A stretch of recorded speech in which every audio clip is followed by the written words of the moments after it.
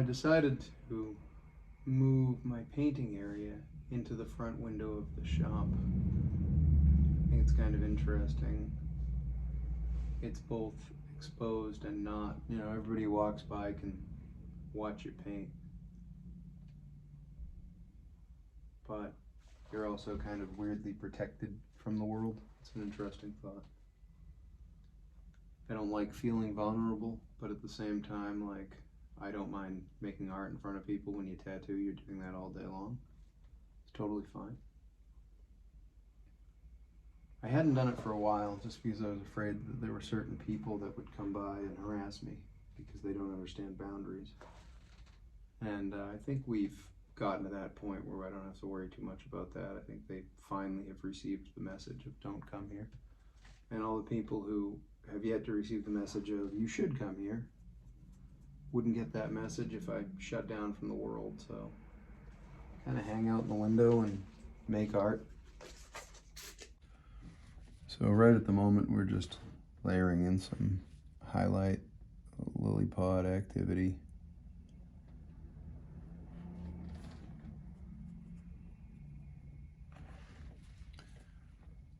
People crack me up when they tell me that they could never do this. You know, painting's a lie, right? The whole thing is a lie. I'm trying to think of a better way to say that, but that's pretty accurate. It's just pigment on a surface. We're not painting anything. We're convincing the human brain something is there that isn't. It's a trick. It's a way of looking at the world. I think people are better when they learn the trick. Because it's a fascinating trick. It's a really weird thing to do. If you're somebody who wants to learn how to do this, it's not that hard. I would recommend a book called Drawing from the Right Side of the Brain. That would be the way to go with that. That is the book that my high school art teacher used. And I am fond of saying that that individual was so very good at what they did that they won Teacher of the Year, not just for the school, not just for the state, but for the entire country my senior year. So you know your shit if you're doing that. And that person would take people who most people would categorize as having an inability to do any of these things and successfully making them into reasonable artists. I actually graduated with people who were better artistically skilled than some of the people I saw in college settings. No joke. This idea that it's talent or a gift is stupid. I dislike that concept. I hate when it's used. It does a lot of discredit for the work that's gone into it. Art is not about talent. It is not. It is about perceiving the world in such a way that you understand how to represent it in the medium that you're using. Painting is pigment on a surface. There's no clouds here. There's no trees here. It's a board. And your brain's filling in the gaps. It has nothing to do with what this surface is, and I stress that a lot. Not because I don't want you to like what's going on. I want you to enjoy this. But I also don't want it to become something that it isn't. It's not the way that the world gets fixed. It's not the greatest thing in the history of the world. It's a component of being human, is to make art. And I think that we do ourselves a massive disservice when we don't teach that skill to others. And it becomes this, you know, wow, you can do a trick. Yeah, dogs do tricks. This is a skill. It's a very different thing. And I think it should be part of people's lives. It brings joy and value to life. People feel accomplished. They feel they can understand things. I think it takes work. Sure, if you want to do it well. You don't want to do the equivalent of a child's drawing and be like, here's my drawing. And I'm like, wow, You get a head injury or something? What's going on there? But if you put work into this, you can do this.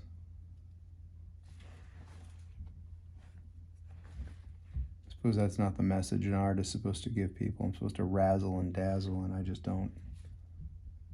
I don't see why anyone should do any of those things. It doesn't make sense to me.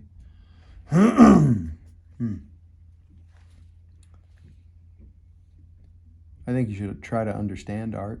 I think that people who make art a part of their lives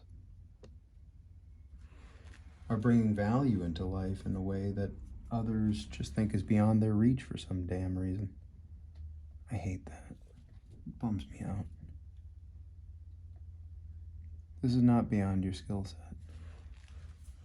From Irish mythology, you have all these great characters. Lugh, for example. Lugh is the master of many things, you know?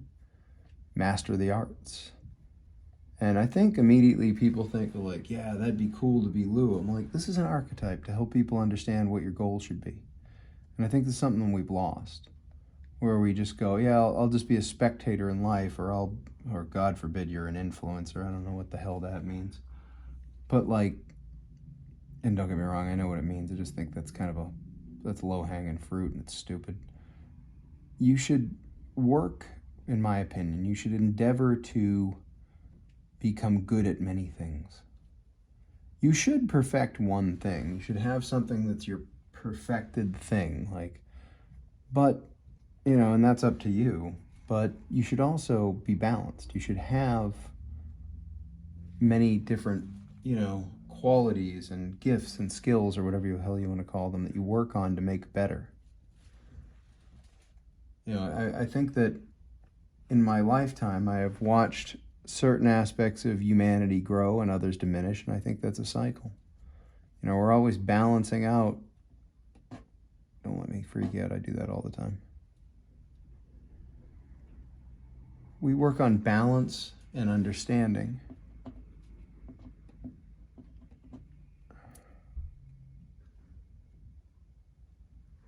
Of who we are and what we are in the world, right? But there's a lot of things in the modern world we look at and we go, oh, I can't do that, I don't have that ability. Bullshit. Why can't you do it? Because you don't know how to do it. If you know how to do it, you could certainly do it. That's not talent. That's observation and understanding. It's not talent. Talent suggests that you're like Superman. You were born with special skills because you live on Earth. You're stronger than everybody else and you're able to do things. Horse shit. It's a ridiculous idea. Human beings are human. We should be good at many things. We should strive to perfect ourselves in the arts and sciences. It's one of the things that frustrates me, you know, aside from not teaching art to people, is not teaching rhetoric or logic to people. You know, we used to do that. We used to teach philosophy. My favorite subject in school. Especially growing up in a religious cult, you could use it as a tool to reason your way out of shit. It was really neat. And I always thought it was a great skill. And now some of the arguments I hear people make, it's like they got a head injury or something. I don't understand any of them. They use these phrases, my truth, truth for me. You know, I feel like this, I am like that. I'm like, you haven't defined any terms. You don't understand what you're saying. And they think that that's a threat to them because you're saying that. I'm like, no, I'm telling you that you're missing out. You're missing out on something essential in the world when you think that way. It's the same thing when you talk to people about painting. I can't paint. Oh, well, you've decided you can. Obviously, you're not capable of it. I also don't like to argue with people at this point unless they understand what it is an argument actually is. Most of them just have opinions about shit. And opinions are like assholes. Everyone has one. They have generalized notions of shit. I honestly don't get it. I don't know if anything they're doing or saying makes them happy. Most of them seem ultra miserable. Terrified of the world, terrified of people.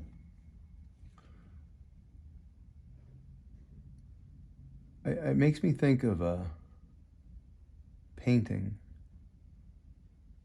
that is popular in China, actually. It's called the Vinegar Tasters. It is a Confucius,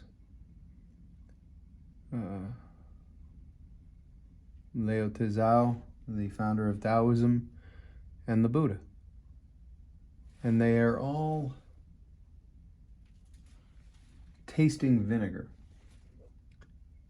And I'm paraphrasing, but basically Confucius tastes it and he feels that the vinegar is bitter because people are bitter and the world is bitter, and that's how he sees it. And the Buddha tastes the vinegar and he feels it as sour because the world in its own way he sees as sour. The only one who's smiling is Lao Tzu, who believes that the vinegar tastes like vinegar, and that is the way it is. I feel like that's an important, like when you study philosophy too, make sure it's not just Greek or Roman or European philosophy. Diversify your mind, look at different groups. And Asian philosophy often has, especially Taoist philosophy, gets attacked because it's not a conventional way of asking questions or discussing ideas. I actually think it's relevant for that exact reason. When I was younger, there was a bookstore in town where I grew up, the West Wind bookstore, and I remember getting a copy of the Tao Te Ching, which is a great fucking book. Fascinating. And I read that book, and there was a line in there where they're trying to give you examples of Taoist thought because it's really fucking hard to explain. It's a very complicated subject because it defies a lot of descriptives that are used in Western thought, which isn't good or bad. It's just the way it is. And one of the parables they use is that a master is walking with his student, and the master comes to a place where he has to cut a tree, and he asks the student to borrow his knife, and the student hands the knife to him backwards, which I see all the time now. I have no idea who taught people how to handle knives, but the younger they are, the more likely they are to pass a blade to you the wrong way. It's a basic skill. It should be taught. Also, while we're on it, if you don't carry a knife on you every day, you're subhuman. Human beings perfected the knife a long time ago. It's a basic tool. You should have one. Not as a weapon, just because it's a basic tool that humans carry. But the guy goes to hand him the knife, and he hands him the knife blade first. And the master looks at him, and he says, "What do you want me to do with that end?" And the student achieves a bit of enlightenment. And he's both pointing to the function of the tool as well as the understanding by the younger person as to how the function of the tool works. And while he's doing it, he's pointing to a necessary truth connected to this tool. And by pointing to the truth, he's pointing to understanding, and he leads to understanding. It's the Taoist idea of the yin and the yang. You know, inside of every new moon is a full moon, and inside of every full moon is a new moon. It also looks like droplets of water. Yeah, not an accident. Like, those components are part of what are Taoism. So pointing something out in such a way that it causes us to reconsider every aspect of that understanding of life is the point. Getting people to understand that it's not a gift to know how to do things. It is understanding. And at one point in time, we had this notion And if you really wanted to perfect the self, if you really wanted to understand things, you had to get out of your comfort zone. Now everything's about creating a comfort zone. So there will be no understanding, because no one wants any understanding. They just want to be comfortable. When you learn how to paint, you're not comfortable. There's no comforting thing happening in a painting. It's fucking irritating. It doesn't work the way you want it to. Sometimes you want to throw the fucking thing across the room. I don't trust anybody who's never had that feeling. That's weird to me. People are like, oh yeah, it always relaxes me. You never get frustrated and just want to drop kick the fucking thing across the room? Somebody says, yeah, I've had that moment. Okay. It's like mechanics, man. You talk to a mechanic, they know what they're doing. You ask them how it was when they first started. Any good mechanic should tell you, oh, when I first started this, I fucking hated it. I'd get things wrong all day long. I'd just show up and I'd be wrong, and it sucked. And then one day, it started to click. It's not talent that got them there. It's hard work. You know? That's the point. It doesn't mean you shouldn't enjoy it. And going back to the idea of Lou, who is sacred to me, he's part of my middle name, is that Lou was very, very good at the arts and sciences. Because that is a goal. That is a goal that people should yearn for. That is a goal that people should aim for. You want to be very good at those things. Not to be better than others, but to help others be better. If you want to learn how to do something, you have to work at it. Once you work at it, if you have young people around you, you want them to learn it. And you want to give them insight into how you got there, because that's how they're going to skip certain hurdles and get there faster. It doesn't mean that just because they're learning it now, they're all of a sudden going to be amazing at it. Doesn't mean that just because you know it, you're fucking the be-all, end-all. That's how you pass on knowledge. Nobody wants to learn anything. They want to be distracted. That is a sure sign that things are not going the way they should. If you don't want to learn anything, you just want to be entertained and distracted, then I think we're in deep shit. But I think a lot of people deep down inside feel miserable because they're not learning anything. They feel gaslit by the world. They don't know what they're supposed to say or do, and there's always a potential for things to go horribly wrong, and then they'll be miserable because they'll be an outcast in their group. And the one thing that human beings hate more than anything else is being an outcast. They don't fucking like that at all. You know, I want to be one of the cool kids. I want to like have stuff and be cool and have other people like me. And then one day you wake up and you go, cool kids don't know shit. And they're as nervous and as upset as the rest of us. Oh, fuck. I think if you perfect the self, you know, you got people who are talking about ideas, right? Dumb people talk about other people. They talk about all sorts of subjects that break down into weak crap. What's the common denominator? Well, I guess that's why they're fucking fucked up and we're the cool kids. Yeah, miss me with that shit. Then you got the people who aren't so sure, and they're like, I just want to do well, and I want to do right by the world. I don't want to hurt people. I want to be a good person, but I also want to benefit and do well in my life.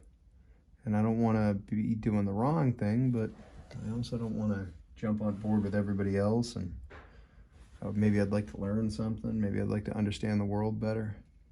If you feel that way, you're on the right path. If you think life is just about virtue signaling and calling people out for shit that really a lot of time has nothing to do with them, yeah, you're just a cheerleader. And cheerleading, real cheerleading, like the actual art of cheerleading, is an amazing skill that takes a lot of work. Being just a naysayer on the sidelines and being an accountability bully for all sorts of subjects that you think the world needs you to speak up on other people's behalf and attack them for perceived wrongs, that's just an asshole. I think the world's miserable because there's a lot of that going on.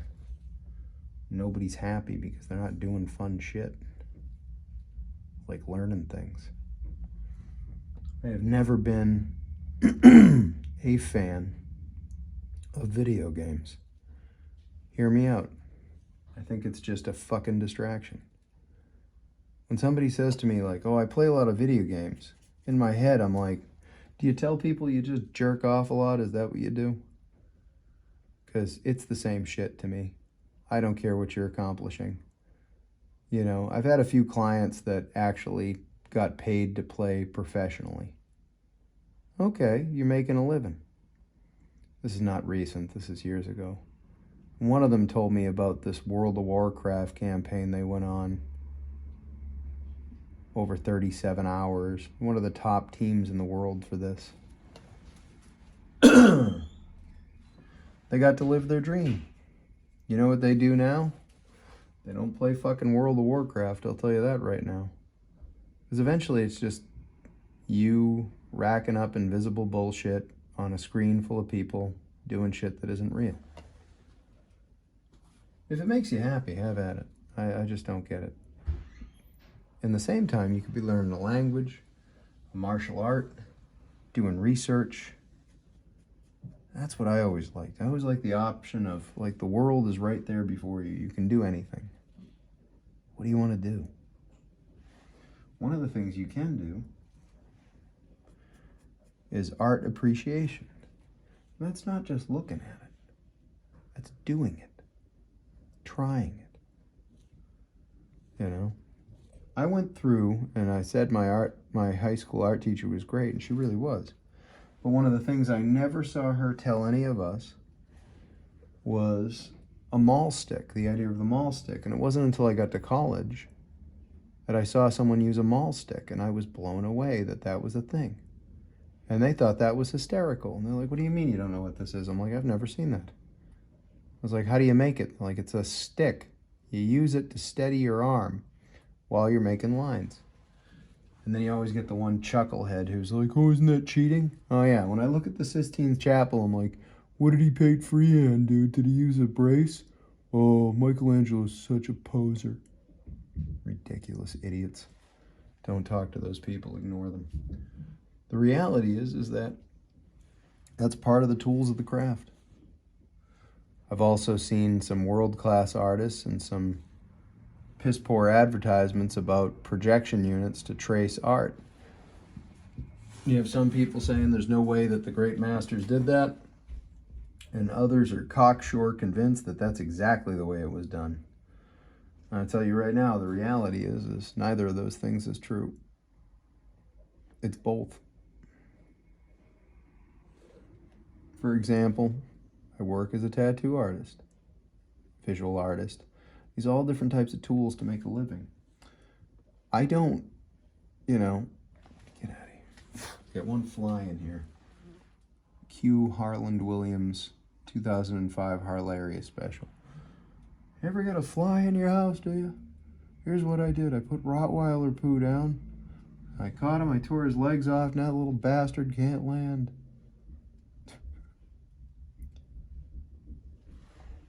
I know. I think if you spent time learning something, martial arts, art, you do art appreciation, you try different art forms.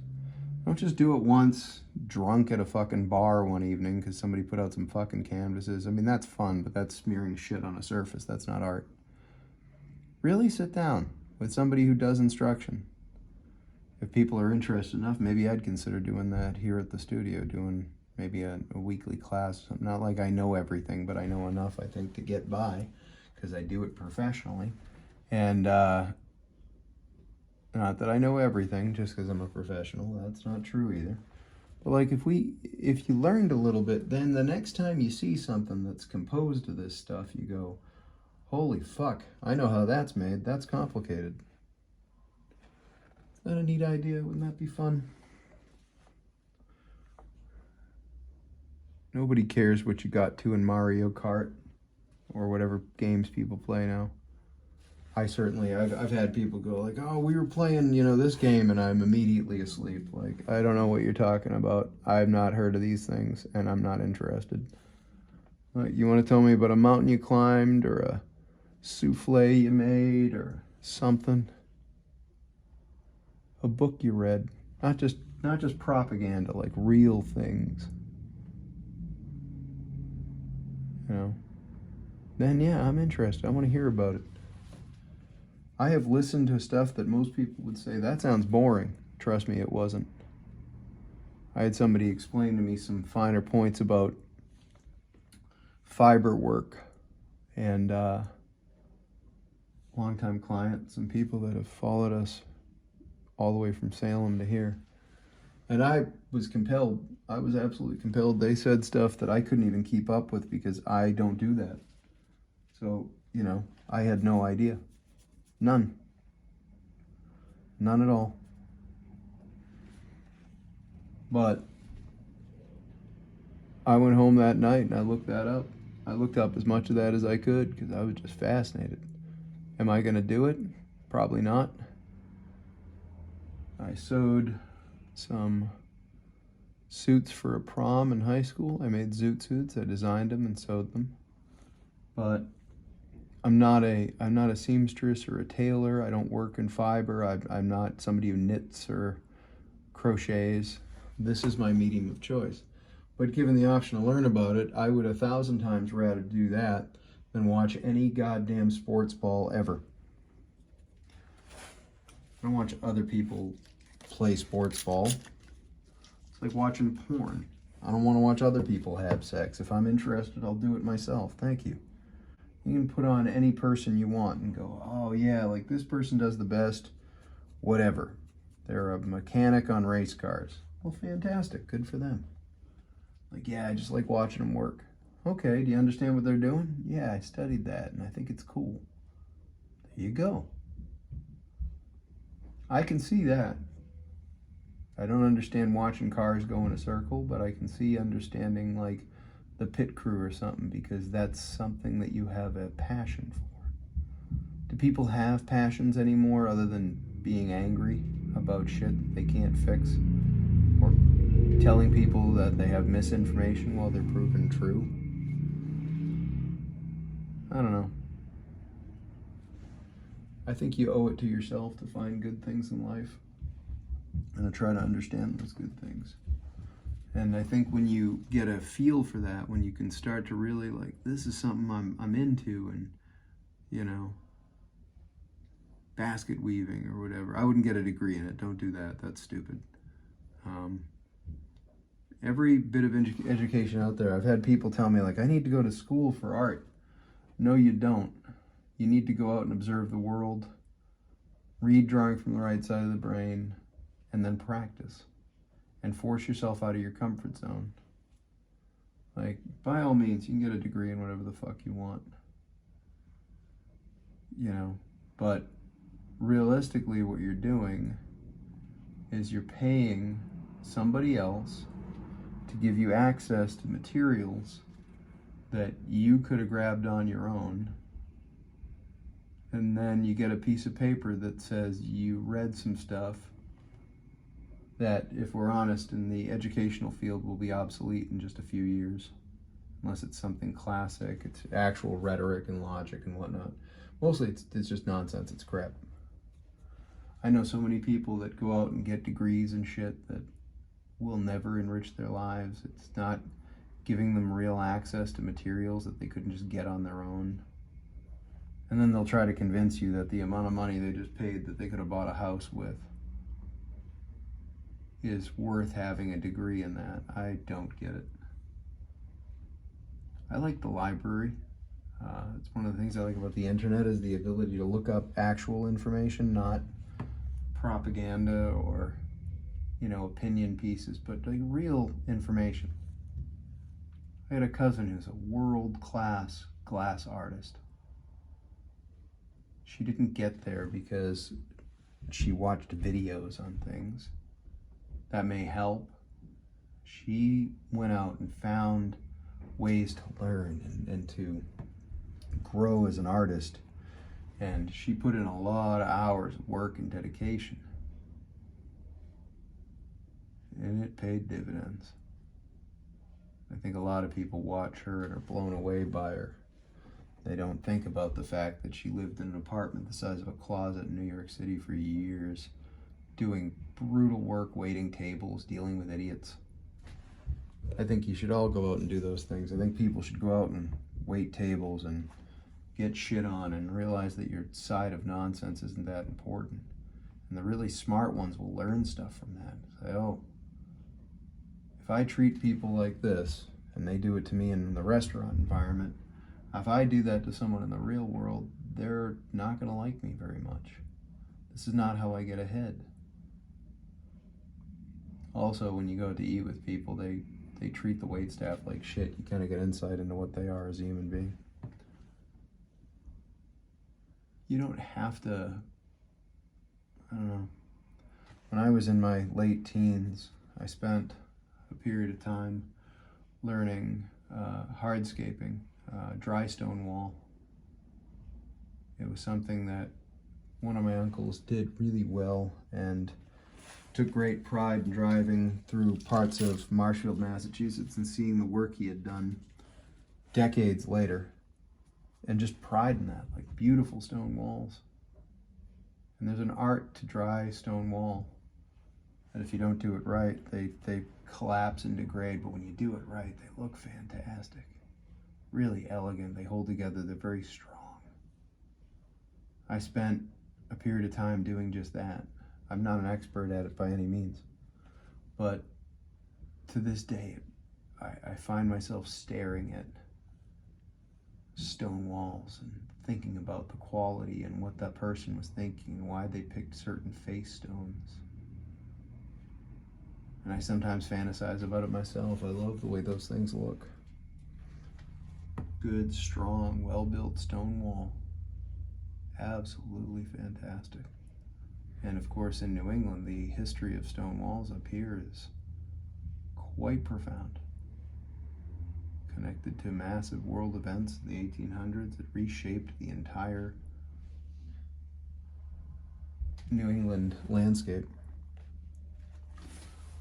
Not making a judgment call about it being good or ill. That seems to be a thing nowadays, is you have to figure out where everything is and are we supposed to be angry about it, and that's too much exhausting bullshit for me. I'd much rather be thinking about, like, if I was gonna have a house and a yard with a stone wall, how would I repair that wall and how would I make it look the best it could and provide long-term historical value to future generations, yet in the womb of time, so when they finally take this over, this property becomes theirs, and you know, I've been dead for a long goddamn time. Will they look at it and go, this has value? I like this, it's beautiful, it's elegant, it has something to it. And will inspire them to learn and share this information.